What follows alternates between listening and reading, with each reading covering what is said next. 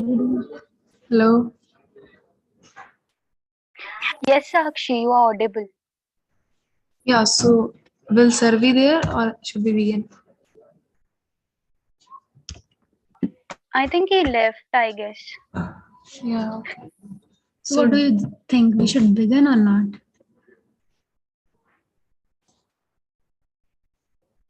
Yeah, I don't know. I guess we should begin. yeah, But it's just going to be 6 or 7 of us, that's it. Yes, I guess. yeah. So like he should be clear in his instructions, right? Like this. Yeah, like one. I don't know what's going on actually. Like, It's okay. there are only 7 people right now. I guess 6. Yeah, And so can we like stop this live on YouTube, please?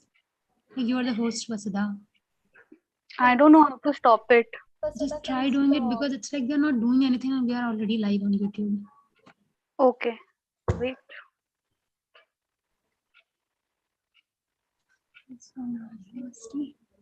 I know. Third.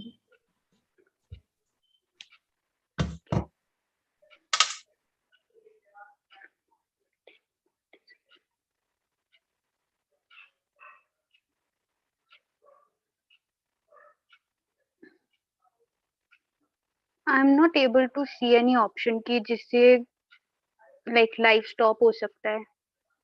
Okay, so our job is to complete the webinar, right? Sorry, the open mic Yeah. thing.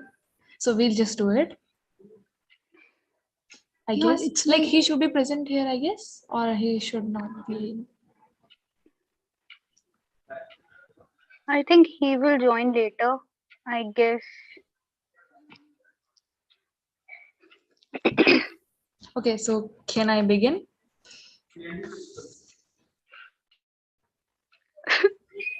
Guys, I think you can.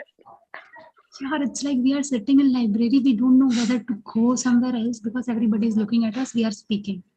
And we're not supposed to speak.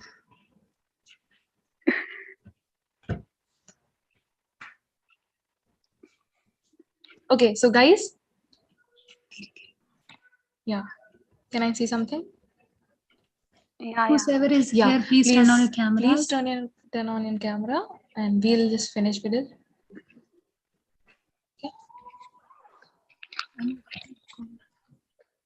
Okay, who are those 2 other guys, Shreya Hello. and Divyaja? Hello. Hello.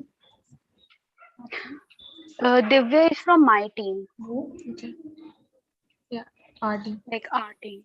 Yes, sir. Yes, sir.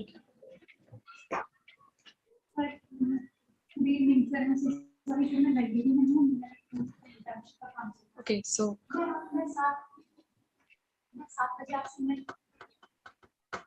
I guess we are all ready.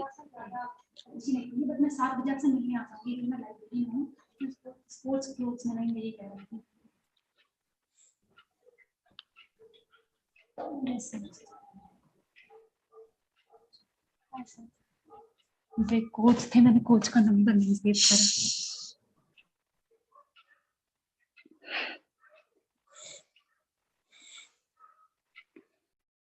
Okay, guys, everyone, if you want me to begin, just turn on your audio and I'll begin. We'll finish with this because we have other things to do. Okay? I think we can begin, right? Yeah, we can. Yeah, okay, fine. Okay.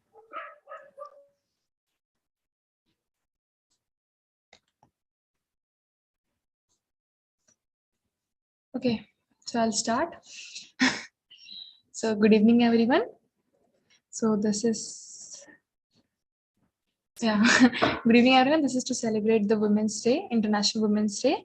And so the people here at the MythBuster and the policy research team at the Sarkari School, we are organizing an open mic, okay, where our interns will share the views on the topics provided regarding to the International Women's Day. So for further information on the International Women's Day, I'd like to call Adrija. So she is a sociology honors at St. Xavier's College, Kolkata. So let Adrisha take the lead. Hello, everyone. Thank you for this lovely opportunity. So I would just give a basic outline as to why do we celebrate International Women's Day and what is the significance of it and why in the first place we have gathered here today. So let's begin on that. Okay, so now you understand just why my head's not bowed. I don't shout or jump about or have to talk real loud. When you see me passing it out to make you proud, I say it's in the click of my heels, the bend of my hair, the palm of my hand, the need for my care. Because I'm a woman, phenomenally. Phenomenal woman? That's me. This is one very famous poem called Phenomenal Woman by Maya Angelou. What it outlines is the strength of a woman. Against all adversaries, violence, discrimination, and stereotypes, she finds a way to fly. And that is basically the essence of International Women's Day. Every year, United Nations and UN Women has a theme for that specific year's celebration. This year it is Gender Equality Today for a Sustainable Tomorrow. What it underlines is the responsibility of the whole society to bring about an equitable distribution of opportunities and resources in the society, especially for girls and women. It underlines the celebration of women's resolve against violence. It celebrates women's leadership and their strength to have a more equal and an equitable future. Today, we are gathered here to celebrate the very same and share our experiences, our viewpoints, and understand that to bring change, it has to be done together. Thank you. Okay, thank you, Adrisha. That was a very detailed. Yeah, that was a very detailed and relevant introduction. Okay, now I'll call upon Vasudha. She has done her master's in history from Delhi University and is very passionate about the education of women. So I'll call upon Vasudha for the next round of talks. Hello, everyone. So I will be speaking on financial literacy and women. So of course we do that there is gendered gap in financial literacy. So like basically to start with, we all know that financial literacy is kind of having an understanding of financial skills and how to apply them. So like talking upon this topic, I want to start with a Paytm ad that came around I guess 2019. So the ad was kind of a social experiment that started with the general questions, and there were men and women of all ages. So it started with general questions like, when did you start to ride a bicycle, or did you have any kind of sports interest, something like that. And then the questions then begin to start like related to financial matters. And as the questions like are being asked, and people like there's a line from where they start, and as we see, as the like topic or the questions related to financial matters start, there's a huge gap that can be seen. And men are of course in the front and women are backwards, like backward, not in the sense, like not in the literal sense, but like behind the line. And there's a huge disparity that can be seen. And then the women conducting the survey ask a question: when does this gap started within the social experiment? So I think that is an important question which we all should ask ourselves, that actually when that gap begin to start, we all are educated, we are doing like a master's or even bachelor's, and later on we will earn.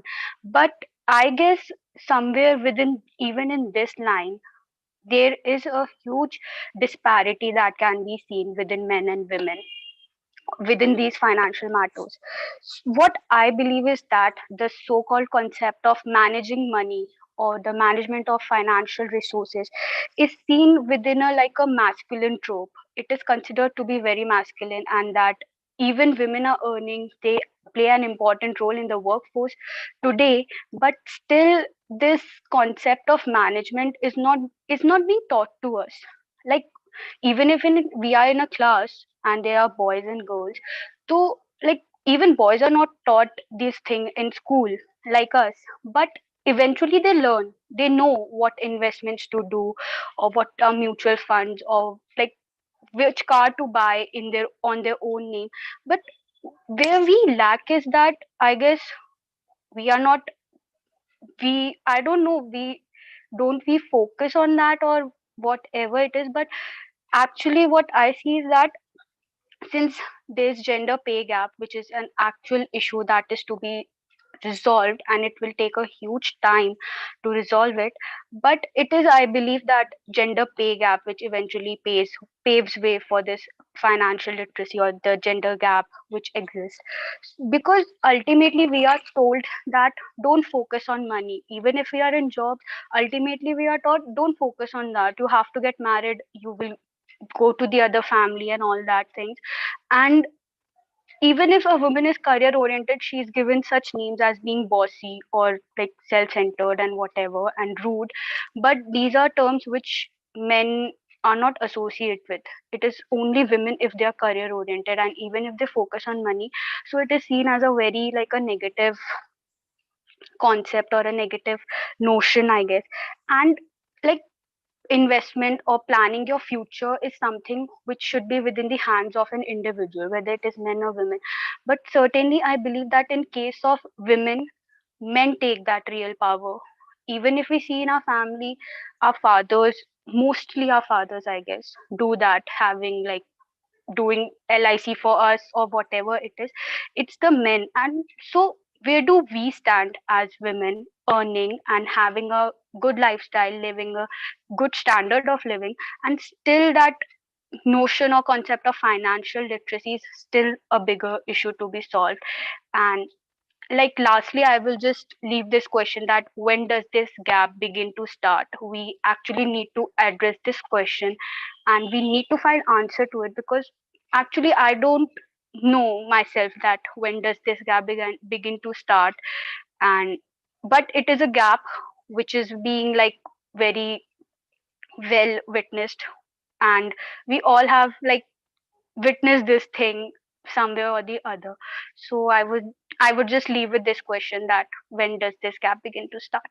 So thank you. Okay, thank you, Vasudha. That was a very thoughtful presentation.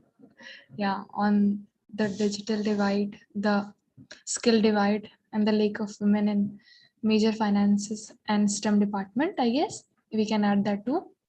Yeah, so thank you for your inputs. And now I'll call upon Kiran Jyot. She's a BSc honors student at Kanya Mahavidyalaya Jalandhar, Punjab. And her topic is financial literacy and women. Good evening, everyone. This is Kiran Yeah. Jyot. Kiran, you are not audible. I'm not audible. Yeah, Like, now the you voice are. is coming, but it's very faint.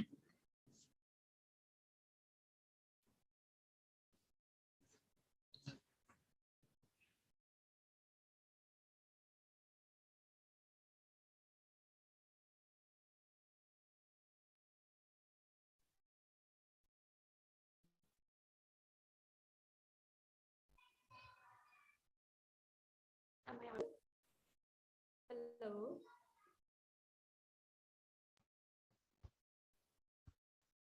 Kiran? Am I audible? Hello. Yeah, now you are audible. Okay. Yeah.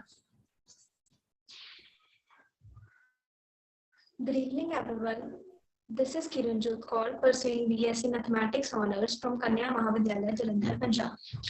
As we all know that we are celebrating International Women's Day, so on this occasion, I will discuss financial literacy and women. First of all, we all come to know what actually financial literacy is. Financial literacy is a learning which tells us how to manage our money, how to pay bills, how to borrow money, how to spend money, how to save money, and etc. So we all know that financial literacy is so important for all of us, but why it is so important for a woman? Question is, why it is so important for a woman?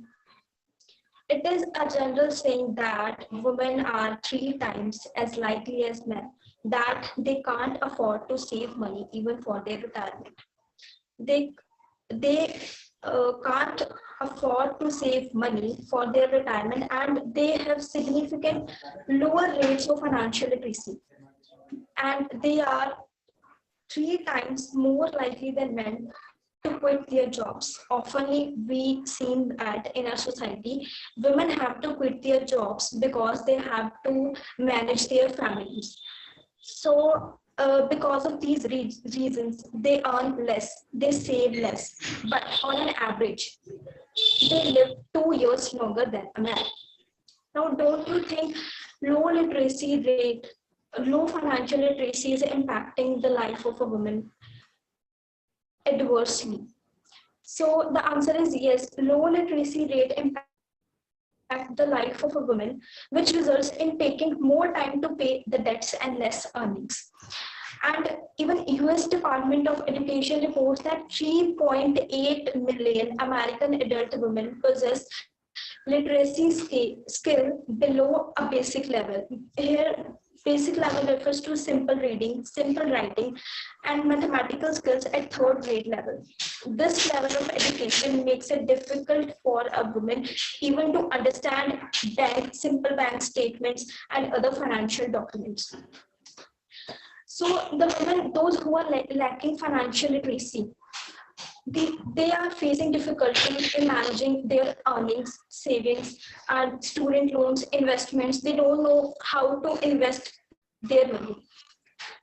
And there is one more thing which are threatening the financial stability of a woman. That one is divorce. 1 in 5 women falls into poverty because of divorce. Second one is 3 out of 4 divorced mothers don't receive full payment of a child support. So here are some international organizations which are helping women in achieving their financial literacy rate. These are international organizations, and first one is Institute for Financial Education.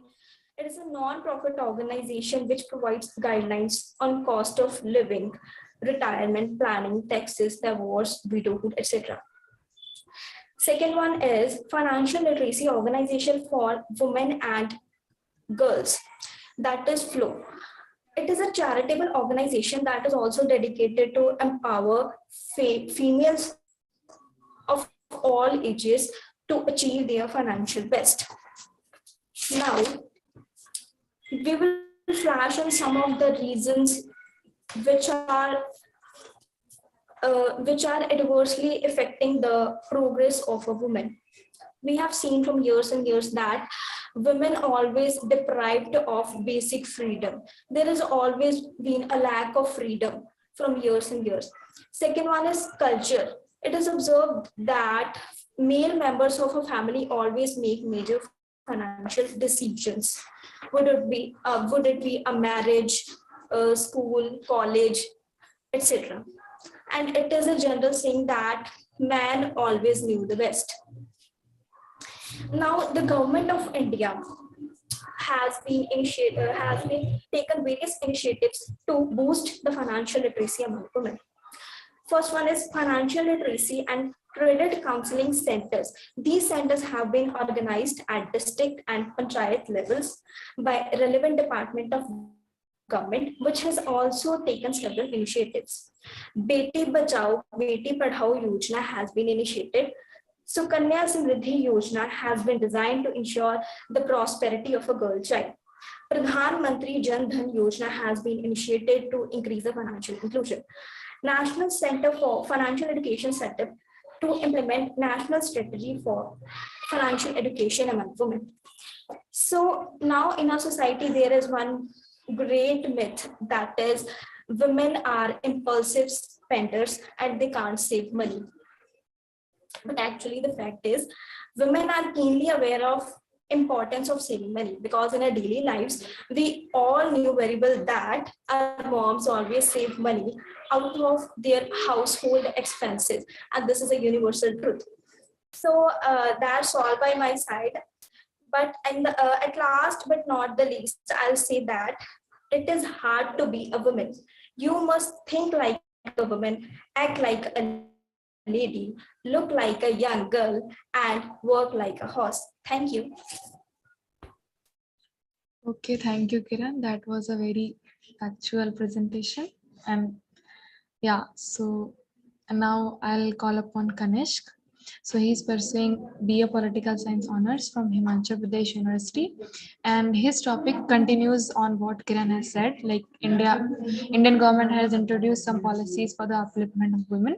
So his topic is how far have we come in the empowerment of women in India and across the world. Okay, Kanishk, you can go on.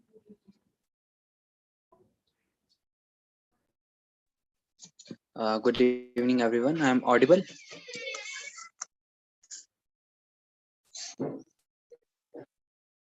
One second. Yeah, you are.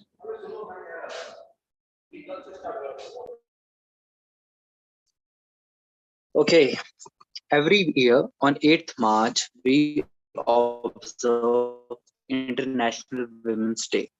It is a global day celebrating in the social, economic, cultural, and political achievements of a woman. So today we will discuss that how far we have come in terms of women empowerment. In this patriarchal society, in this male-dominated society, we must consider it. If we look at the evolution, if we look at the evolution, so the women had to suffer from, had to fight for her rights and even for her life also. In present time, gender inequality is the most important and the darkest stigma on our society. We always say girls are equal. No gender equality. Are we genuinely like Tanishq equal? बहुत ज्यादा And net in our families, there are different types of upbringings. For both of them, there are.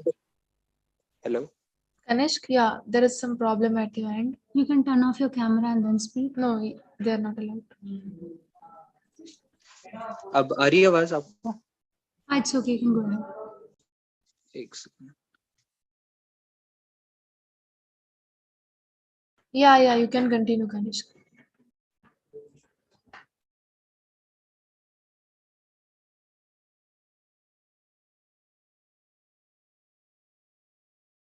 Rights even for her life.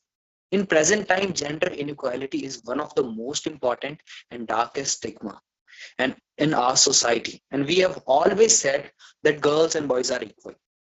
There should be no gender inequality.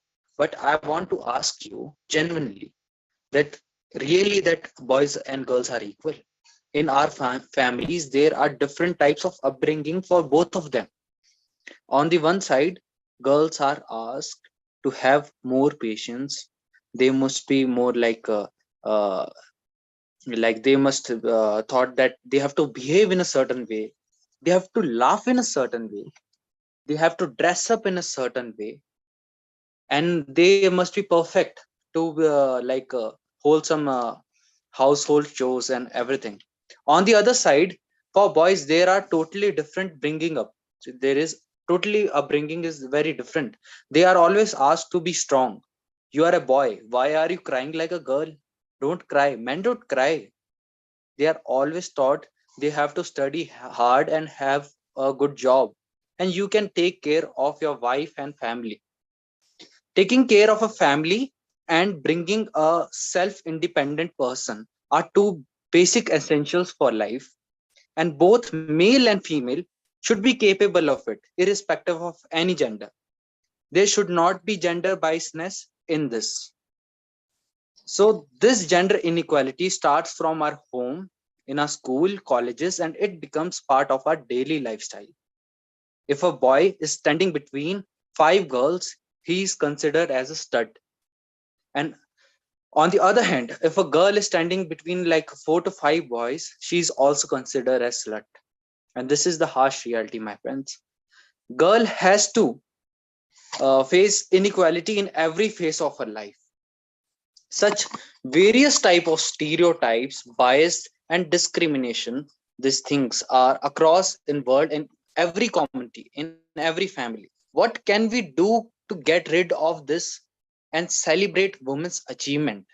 Raise awareness about women's equality from home to the society and the nation, to put gender equality as early as possible. From very long time, man has been told that a woman is a commodity.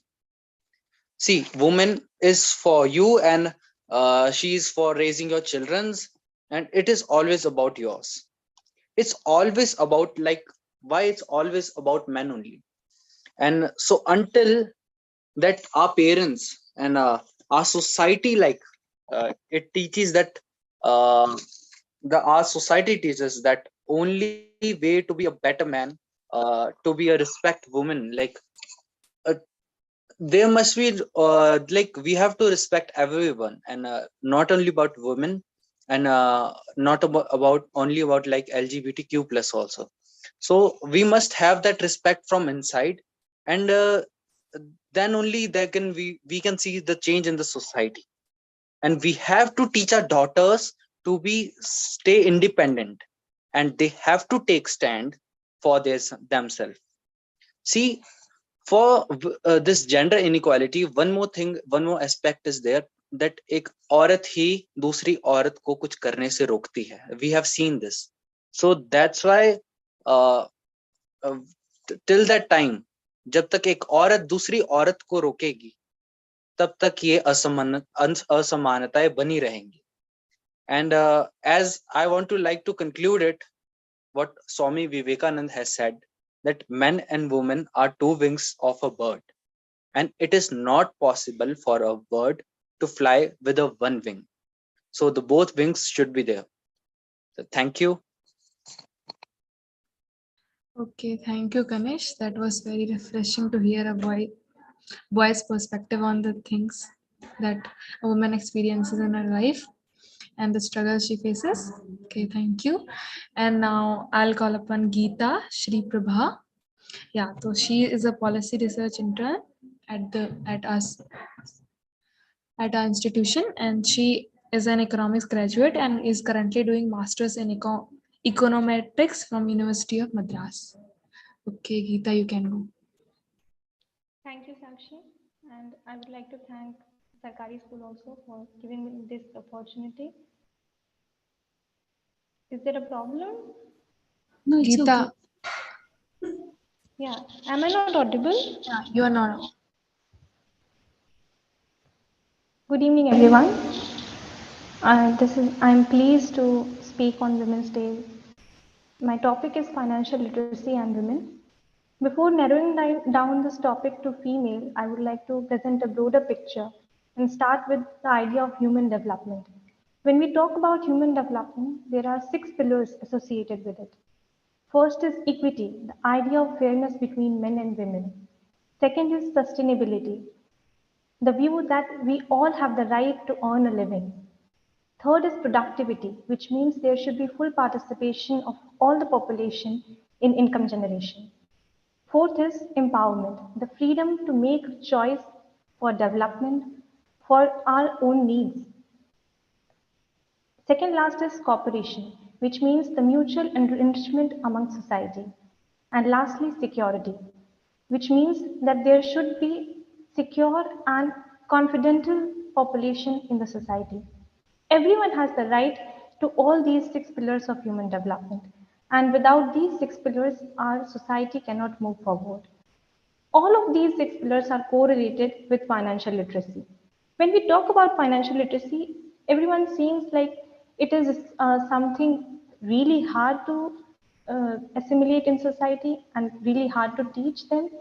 But the idea is very basic. It means the knowledge, the ability to manage money. something which is done by every person in day-to-day life. As an economics student, I can say that the day-to-day transactions that we do, even buying some stuff from shops, going to bank, getting some cash out from ATM, the older people who are going for LIC policies or making retirement plans, all of them are managing money in some point of time. And in between all of this, where does women stand? When we talk about finance, mostly the men are associated with it as they are the breadwinners in the family. But the reality is that in everyone's family, maybe the man is the breadwinner, but the money is managed by the women. The kitchen, which is the engine of consumption, the engine of earning where all our earnings are invested, that is managed by ladies. The child care and their education, it is managed by the women of the family. But why do we neglect financial literacy of women? The reason is that since starting from beginning of our childhood, we are taught to accept the fact that we are not we are a liability for the family and maybe we will be an asset to someone else. This notion needs to be changed. We are always promoting the idea of marriage, that marriage is most important for a woman, and maybe education is somewhere at the back seat. The basic idea is that financial literacy has 3 steps. First is managing personal finance, second is budgeting, and third is investing. I'll start from the first one, managing personal finance. When we think about this, then our all earnings are invested in some, maybe 4 things. First is gold, real estate, or we will be investing for bonds or shares. And lastly, saving something for emergency needs. In our day-to-day life, we will see that most of the decisions related to budget, making something, spending something on some resources is taken by our mother, not by our father. But the opposite side is that whenever we are going to a bank or a financial institution, then the decisions related to that are taken by the man of the family. It took 72 years in our country to get a women finance minister, Nirmala Sitharaman. On 31st June 2019, when she took oath as a finance minister, then we had, for the first time, a women finance minister. The reason is that we do not give opportunity to female to take decisions for our family. And this notion, this idea needs to be changed. There is immediate need to increase financial literacy among women. As a survey, recently I was reading an article in Economic Times Wealth in which it stated that women are better investors as compared to men. In our country, 74% people are financially literate, but among them only 74% people are literate, but only 24% among them are financially literate. And this is stark reality that among them, women are the least one. If we compare to the statistics, then TransUnit has shown a data in which women are more risk averse, they have more diversified portfolio because they are not going after the returns. They are going after the goals, and their goals are not limited to themselves, but to their children, to their family, and they are more dedicated towards their society, towards their responsibility. We always tend to bracket women as family oriented, caring, and nurturing. But by excluding them, we are letting out the investment decisions that a family can take together. And there is need, as I started my speech, that we need an equitable, productive, and sustainable population so that it leads to women empowerment. They can take their decisions in later life. Many of the forced marriages, we can see that women are financially dependent on their spouse. That's why they cannot get out of their marriage. And this is the reason why we need to make our female population financially literate, not only for them, but for their children, for the future generations. And this can be achieved only by mutual cooperation of men and women both. Our parents have a big role to play in this. Our partners have a big role to play in this, and all other people that we live around, our teachers, our professors, where we are learning, they need to put this idea in mind that everyone is equal and everyone needs to be financially literate. The government of India has started an initiative by making National Council for Financial Literacy, which is an initiative by RBI and SEBI together. And all of this will lead to security of women in our country. They will be more independent, and this will ultimately lead to human development of our country. A better place to live for everyone. Thank you. Yeah, thank you, Geeta. I think your presentation answered Vasudha's questions of where does it all start. It starts with the childhood at her home, the girl's home. Yeah. Thank In you. the hello, am I audible? Yeah. Okay. Okay. So thank you, Geeta. That was a very nice presentation. Can Okay. you guys So please be a little quiet? We have a meeting going on. yeah. So now I'll call upon Shreya. Yeah. So she is a third year student of engineering at Shunari University. Guys, can you please keep it down, please? Thank you. Okay. Yeah. Yeah. So now Shreya will go. So I'm going to talk about a gender, a social construct. What kind of a person comes into your mind when I say they're caring, they're nurturing, they're shy, they are fearful, they're timid? And what kind of a person comes into your mind when I say they are brave, they have great leadership skills, and they are very brave?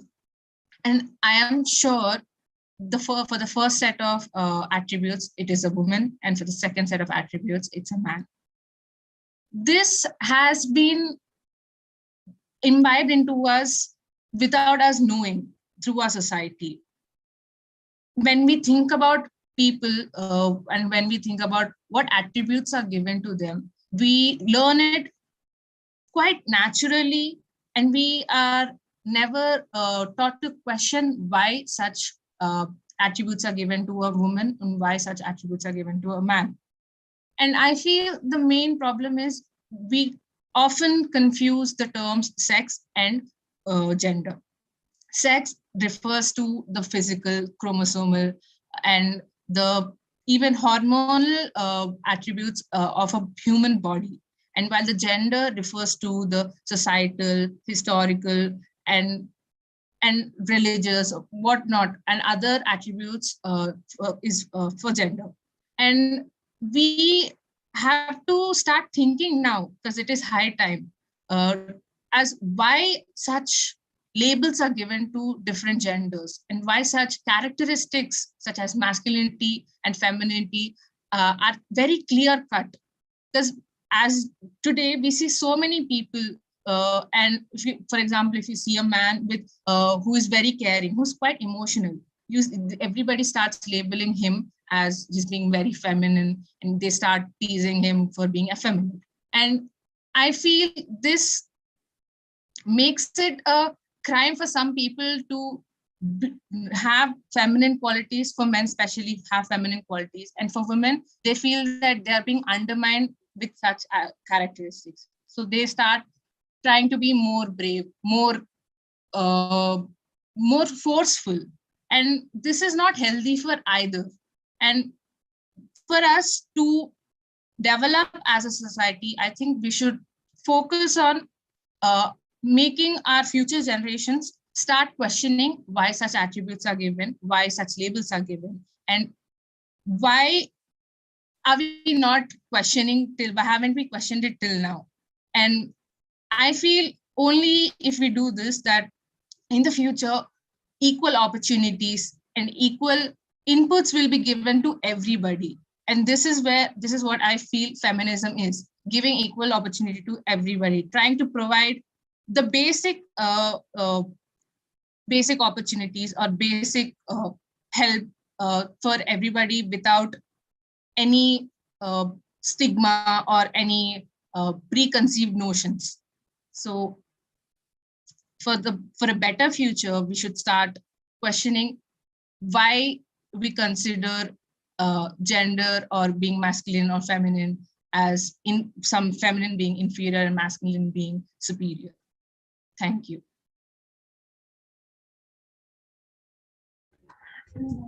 Yeah, thank you, Shreya.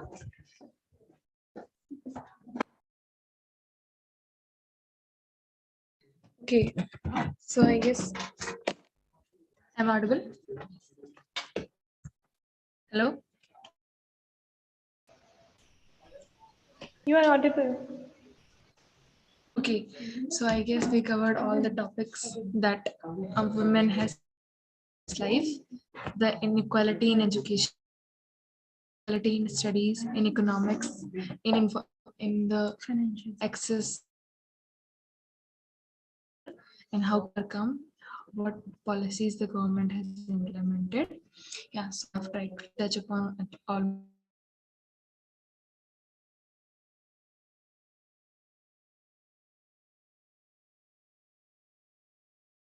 To conclude the discussion and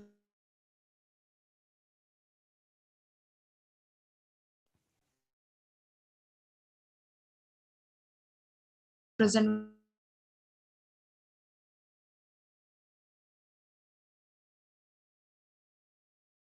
the vote of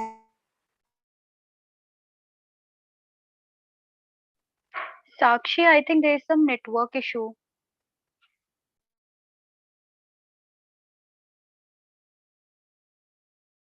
Sakshi?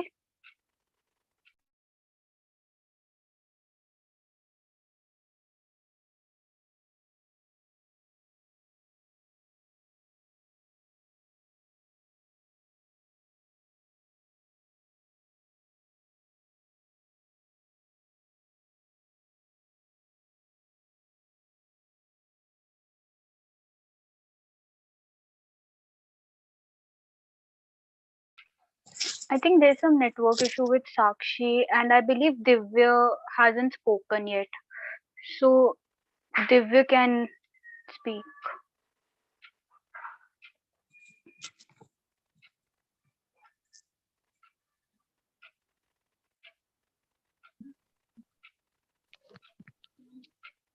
I'm so sorry I got disconnected. So like this is problem that can you hear? I think Divya hasn't spoken yet. If he feels like saying something, he can.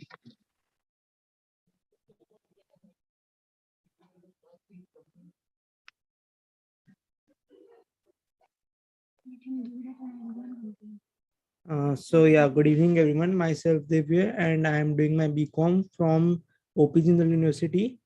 And today I want to speak about just a second. I wasn't prepared for that. Sorry for that. Um,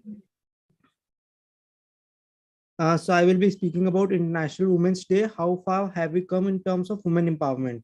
So first of all, I would like to share that why Women's Day was started celebrate means what was the purpose of Women's Day. So according to the United Nations Educational, Scientific and Cultural Organization, International Women's Day was first emerged from the activities of labor movements at the turn of 20th century across North America and Europe. UNESCO states the first National Women's Day was observed in the United States on February 28, 1909, which the Socialist Party of America dedicated in honor of the 1908 garment workers strike in New York, where women protested against harsh working conditions.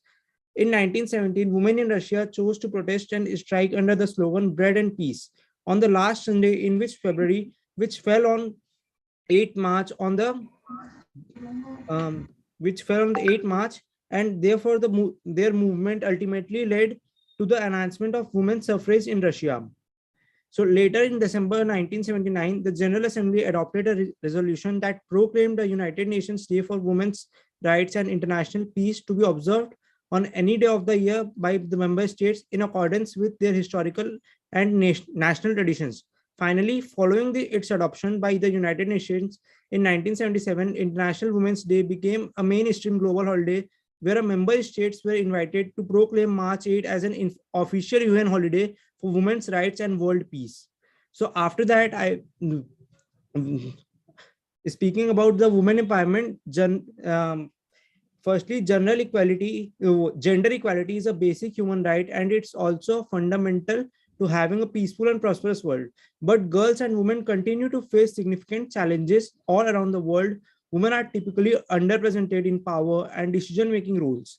They receive unequal pay for equal work, and they often face legal and other barriers that affect their opportunities at work. In this developing world, girls and women are often seen less valuable than boys. Instead of being sent to school, they are often made to do domestic work at home, or are married off for a dowry before they are adults. As many as 12 million underage girls are married every year.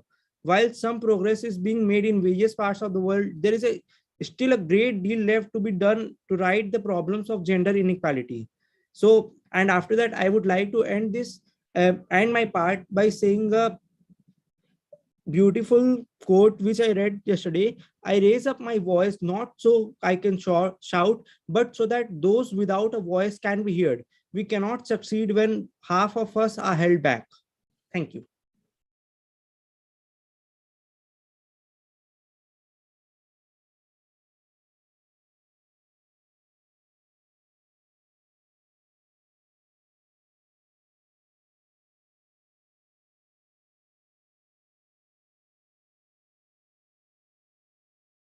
We'll end the meeting here. Thank you, everyone, for your valuable time and the words that you have said.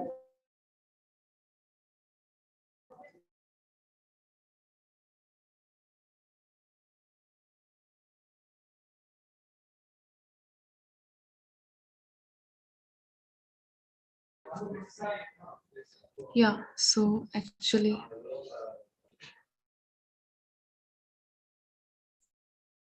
Vasudha, we are supposed to leave, right? Yes, I think if everyone has spoken and we can leave now.